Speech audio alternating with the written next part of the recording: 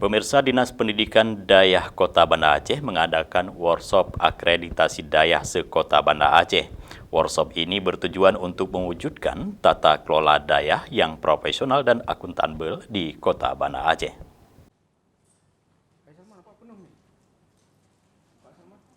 Guna mewujudkan pengelolaan Dayah yang profesional dan akuntabel di Kota Banda Aceh, Dinas Pendidikan Dayah melakukan workshop akreditasi Dayah se-Kota Banda Aceh dengan tema mewujudkan tata kelola Dayah yang profesional dan akuntabel.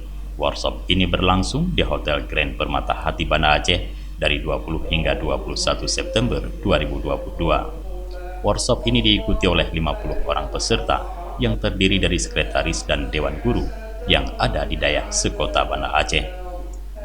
Kepala Dinas Pendidikan Dayah Kota Banda Aceh, Muhammad Esos MM, mengatakan tujuan diadakan workshop ini untuk menciptakan para guru Dayah yang profesional dan akuntabel dalam pengelolaan Dayah. Apalagi di Banda Aceh, masih banyak Dayah yang masih non-tipe. Jadi dengan adanya workshop seperti ini, maka akan terciptanya para pengelola Dayah yang profesional di Aceh. Sehingga Dayah-Dayah yang masih non-tipe bisa menjadi Dayah yang tipe B maupun tipe C. Dirinya mengatakan program seperti ini menjadi agenda rutin Dinas Pendidikan Dayah Kota Banda Aceh dengan harapan Dayah di Banda Aceh akan menjadi Dayah yang profesional, bahkan bisa menjadi role model untuk daerah lain yang ada di Aceh. Dan berharap dengan adanya agenda seperti ini, pengelolaan Dayah yang kini ada 39 Dayah di Banda Aceh bisa lebih meningkat dan lebih profesional lagi ke depannya.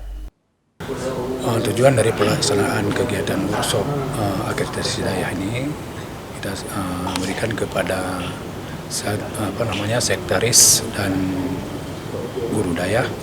Kita ingin ke depan para guru-guru Dayah di Kota Banda Aceh, se-Kota Banda Aceh bisa mengelola dinas Dayah ini sebagus mungkin, seprofesionalnya, akuntabel agar Dayah ke depan lebih.